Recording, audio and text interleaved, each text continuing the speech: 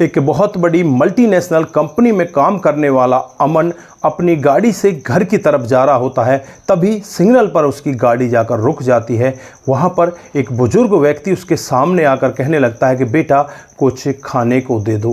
दोस्तों, जब उस बुजुर्ग व्यक्ति को ये अमन देखता है तो बस देखता ही रह जाता है। इसके हाथ पैरों के नीचे से ज़मीन खिसक जाती है। वो बुजुर्ग व्यक्ति कोई और नहीं होता, इसका सगा पिता होता है। दोस्तों, अब आपके जहन में भी बहुत सारे सवाल उठ रहे होंगे कि एक इतना बड़ा इंजीनियर जिसके पास धन दौलत की कोई कमी नहीं है, उसका पिता सिग्नल पर भी कैसे मांग रहा है। आइए इस कहानी से आज पूरा पर्दा उठाते हैं। किस तरह से यहाँ पर पिता भीख मांगने लग जाता है और बेटा बहुत बड़ा इंजीनियर होता है। दोस्तों, क्या हुआ था, आइए इस कहानी में पूरी डिटेल से जानते हैं। नमस्कार, जय हिंद। आप देख रहे हैं APH न्यूज़ राहुल रावत के साथ। दोस्तों, आज की कहानी जो मैं आप लोगों को बताने जा रहा हूं, ये रामलाल नाम के एक गरीब किसान की कहानी होती है। दोस्तों, उसकी शादी को कई वर्ष बीत जाते हैं, उनको कोई बच्चा पैदा नहीं होता। फिर वो तमाम तरह के बाबाओं के पास जाता, जहाँ भी कोई उससे कहता कि भगवान से ये मन्नत मांग, वो उसी तरह की मन्नत मांगता कि मुझे कोई औलाद पैदा हो जाए। दोस्तों, फिर एक दिन उसकी मन्नत भी सुन ली जाती है और उसे एक बहुत ही सुंदर बेटा पैदा होता है। जैसे ही बेटा पैदा होता है तो खुशियों का ठिकाना नहीं होता। चारों तरफ रामलाल खुशियों से मिठाई बांटने लगता है। दोस्तों, उस बेटे का नाम अमन रखा जाता है। अमन पढ़ने लिखने में बहुत ही तेज होता है। उसका धीरे धीरे आगे बड़ा होना माँ बाप को बहुत ही अच्छा लग रहा था, क्योंकि हमारा बेटा बड़ा होकर कोई बहुत बड़ा ऑफिसर बनेगा। दोस्तों, यहाँ पर जो पिता होता है अपने बेटे को आगे बढ़ाने के लिए, चाहे उसे कुछ भी करना पड़े, अपनी ज़मीन को गिरवी रख कर भी उसे आगे पढ़ाने की बात वो सोचने लगता है। और एक दिन का वाक़या होता है, जब वो बड़ा हो जाता है। अब उसके पास ज़्यादा ज़मीन वगैरह तो नहीं बची थी, बस उसके पास एक झोंपड़ा बचा हुआ था, क्योंकि ज़मीन तो उसने उसी चक्कर में पहले ही गिरवी रख दी थी कि मुझे बेटे को आगे पढ़ाना है। जब उसकी पढ़ाई लिखाई अच्छे स्कूल में करवाने लगे तो वहाँ पर पैसों की ज़रूरत पड़ी, तो ज़मीन को पहले ही गिरवी रख दिया।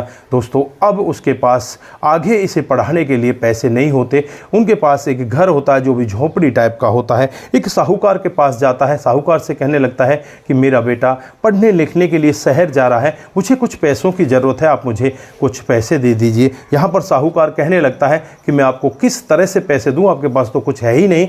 तो यहाँ पर जो रामलाल होता है वो कहता है कि मेरी झोपड़ी है ना, मेरा घर है। तो यहाँ पर साहूकार कहता है कि देख लेना, अगर आपने मेरे पैसे टाइम पर नहीं चुकाए तो मैं आपका घर ले लूँगा, आपको घर से बेघर होना पड़ेगा। तो यहाँ पर रामलाल कहता है कि कोई दिक्कत नहीं है, मेरा बेटा बहुत अच्छा है, जैसे ही वो शहर में कुछ बड़ा ऑफिसर बन जाएगा वो तुरंत ही तुम्हारे पैसे पटा देगा। दोस्तों, यहाँ पर रामलाल अपने बेटे के लिए अपनी झोपड़ी को गिरवी रखकर पैसे लिया रहता है। हालांकि माँ यहाँ पर मना कर रही थी। आजकल के बच्चों का पता नहीं होता, शहर जाने के बाद बच्चे वापस ही नहीं आते और वो माता पिता को भूल जाते हैं। लेकिन यहाँ पर रामलाल कहता है कि हमारा बेटा ऐसा नहीं है, हमारा बेटा तो लाखों में एक है, वो ऐसा नहीं करेगा। दोस्तों, उन पैसों को लेकर जो बेटा होता है अमन, वो शहर पहुँच जाता है और वहाँ कुछ दिन पढ़ाई करने के बाद एक मल्टीनेशनल कंपनी में उसकी जॉब लग जाती है। और जब पिता को फ़ोन पर बताया जाता है कि मल्टीनेशनल कंपनी में जॉब लग चुकी है तो पिता बहुत ही ज़्यादा खुश होता है, पूरे गांव में मिठाई बांटता है।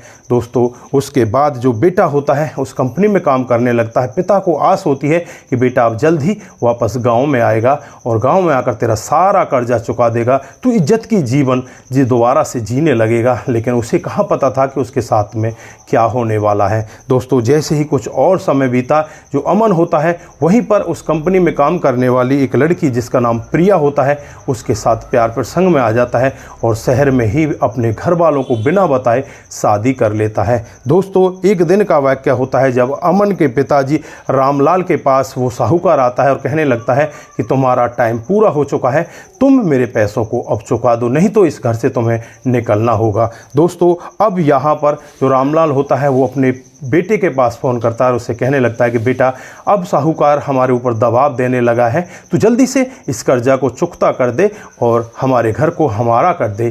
तो यहाँ पर बेटा कहता है कि पिताजी, मेरी बहुत बड़ी जिम्मेवारी है, मुझे अभी काम करने दो, मेरे पास अभी टाइम नहीं है, ना ही मेरे पास में पैसा है। दोस्तों, अब पिता यहाँ पर एकदम से टूट सा जाता है, ज़मीन पर बैठ जाता है, वो अपनी पत्नी से बातचीत करने लगता है, कहने लगता है कि तुम ठीक कह रही थी कि बेटा शहर जाने के बाद बदल जाता है, हमारा बेटा भी बदल गया है। दोस्तों अब यहाँ पर रामलाल को एक विश्वास होता है अपने मन में कि तू शहर चल और शहर जाकर उसके घर पहुँच, और वहाँ जब पिता को बेटा देखेगा तो वो समझ जाएगा कि इसकी हालत कैसी है। अब यहाँ पर जो पिता होता है रामलाल, वो गांव से सीधे शहर की तरफ चल देता है, अपनी पत्नी को वहीं पर छोड़ जाता है। साहूकार से कुछ वक्त की मोहलत और ले लेता है कि मुझे शहर जाना है और शहर जाकर मैं बेटे से पैसे लेकर आता हूँ। दोस्तों रामलाल शहर पहुँच जाता है और शहर पहुँचने के बाद पूछते पूछते उसी जगह पर पहुंच जाता है, क्योंकि जो बेटा होता है अमन, उसने एड्रेस दिया था कि उस इलाके में मैं रहता हूं, और सीधे अमन के घर पर ही पहुंच जाता है।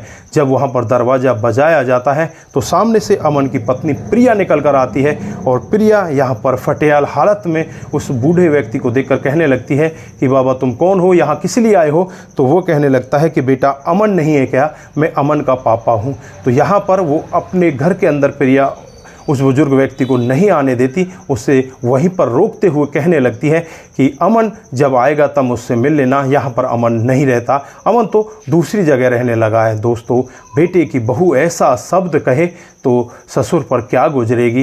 दोस्तों यहाँ पर रामलाल के पैरों तले ज़मीन खिसक जाती है कि जिस बेटे के लिए तूने अपनी तमाम जीवन को दांव पर लगा दिया, अपनी प्रॉपर्टी को गिरवी रखकर उसे पढ़ाया लिखाया, आज वही बेटा बहुत तेरे को पहचानने से मना कर रहे। दोस्तों अब यहाँ पर रामलाल टूट जाता है, वो ये तक भूल जाता है कि उसकी पत्नी गांव में किस तरह से रह रही होगी। अब वो वहाँ से टूटकर बाहर निकल जाता है और बाहर निकलकर रोड पर बैठ जाता है। एक दिन उसे ऐसे ही हो जाता है, कोई उसे पूछने तक नहीं आता, ना तो उसने खाना खाया ना पानी पिया। अब वो अपने जीवन को कैसे बिताए। दोस्तों फिर वो सड़क के किनारे भीख मांगने लगता है। कई दिन उसे इसी तरह से भीख मांगते मांगते हो जाते हैं। कपड़े जो होते हैं वो मैले कुचैले हो जाते हैं, बदन पर ऊपर की तरफ तो कपड़े भी नहीं होते क्योंकि वो फट चुके होते हैं। दोस्तों फिर एक दिन का वाक़या होता है जब अमन गाड़ी से अपनी जो कंपनी है उससे घर की तरफ जा रहा होता है। सिग्नल पर गाड़ी रुकती है, ये बुजुर्ग व्यक्ति के हाथ उसके सामने आ जाते हैं और कहने लगते हैं कि बेटा मुझे खाने को कुछ दे दो। दोस्तों जब अमन अपने पिताजी को इस हालत में देखता है तो एकदम से टूट जाता है, रोने लगता है। पिताजी को कहता है कि पिताजी आप यहाँ पर कैसे, आपकी हालत कैसे हुई? तो यहाँ पर पिताजी कुछ भी नहीं कह पाता और कहता है कि बेटा मैं तो तेरे से ही मिलने आया था, लेकिन बहू ने मुझे घर के अंदर नहीं आने दिया। दोस्तों इस तरह से वो पिताजी रोने लगता है, बेटा भी यहाँ पर रोने लगता है, उसे अपने घर ले जाता है। घर ले जाकर पिताजी के पैरों को धोता है और फिर उनके कपड़ों को चेंज करके यहाँ पर अपनी बहू से कहता है कि ये मेरे पिताजी हैं और जल्दी से इनके लिए खाना लेकर आओ। उसके बाद खाना खिलाया जाता है। खाना खाने के बाद पिताजी एक बार के लिए ठीक से हो जाते हैं और उसके बाद जो बेटा होता है वो पिताजी को आश्वासन देता है कि पिताजी मैं आज ही गांव चल रहा हूं, मैं माँ को भी साथ लेकर आऊँगा और जो सारा पैसा है उसे मैं चुकता कर दूंगा। दोस्तों होता भी कुछ ऐसा ही है। अमन तुरंत के तुरंत ही अपने गांव चला जाता है और गांव जाने के बाद जो साहूकार का पैसा होता है उस साहूकार के पैसे को चुकता कर दिया जाता है। जो ज़मीन गिरवी पड़ी थी उस ज़मीन को छुड़ा लिया जाता है। माँ जब अपने बेटे को देखती है तो उसका माथा चूमती है और जो बहू होती है वो भी अपने माँ के चरणों में गिर जाती है, यानी कि जो सासू माँ होती है। दोस्तों फिर उसके बाद इनका जीवन बहुत ही बेहतर तरीके से कटने लगता है।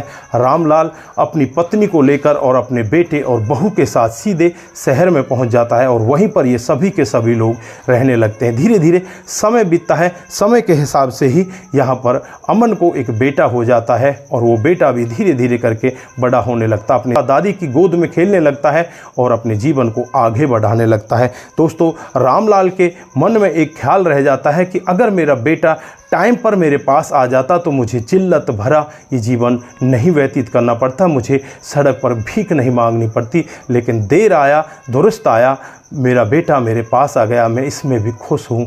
दोस्तों यहाँ पर आप लोग क्या कहना चाहते हैं कि शहर में जाकर क्या सभी लोग ऐसे हो जाते हैं जो अपने माता पिता को भूल जाते हैं? जिन माता पिताओं ने अपने बेटा बेटी के लिए इतना सब कुछ कर दिया, अपना घर अपना खेती बाड़ी सब कुछ गिरवी रख दिया, उसके बावजूद बेटा बेटी अपनी जो शहर की चकाचौंध होती है उसमें सब कुछ भूल जाते हैं, अपने माता पिता को इस तरह भीख मांगने के लिए मजबूर कर देते हैं। तो दोस्तों यहाँ पर आप लोग क्या कहना चाहते हैं? आपकी जो भी राय है एक बार कमेंट बॉक्स में ज़रूर दीजिएगा। दोस्तों, मैं तो यही कहना चाहता हूँ, अगर आप भगवान में विश्वास रखते हो तो अपने माता पिता का कभी भी आप अनहित मत कर देना, उनका अनादर मत करना। माता पिता आपके ऊपर आश्रित होते हैं, क्योंकि जब वो जवान थे तो आप छोटे बच्चे थे, आपके लिए उन्होंने क्या कुछ नहीं किया। आपने एक छोटी सी किलकारी मारी होगी तो माता पिता तुरंत ही आपके साथ खड़े हो गए होंगे, लेकिन जब बुजुर्ग वो लोग हो चुके हैं, उनको आपकी ज़रूरत है। जब आप उनसे मुंह मोड़ लोगे तो ध्यान रखो, आगे आपके बच्चे भी जवान हो रहे हैं, वो भी एक दिन आपसे मुंह जरूर मोड़ लेंगे। दोस्तों, इस कहानी को उन लोगों के पास ज़्यादा से ज़्यादा शेयर करो जो लोग ये भूल जाते हैं कि हमारे माता पिता ने हमें पाल पोस कर बड़ा किया है, उनका भी हमारे जीवन में कोई महत्व है। तो दोस्तों, आप लोग यहाँ पर क्या कहना चाहते हैं, आपकी जो भी राय है एक बार कमेंट बॉक्स में ज़रूर दीजिएगा। आज के लिए बस इतना ही, फिर मिलते हैं किसी नए मोड़ के साथ। तब तक के लिए आप अपना ख्याल रखें, परिवार का ख्याल रखें, सतर्क रहें, सावधान रहें। नमस्कार, जय हिंद,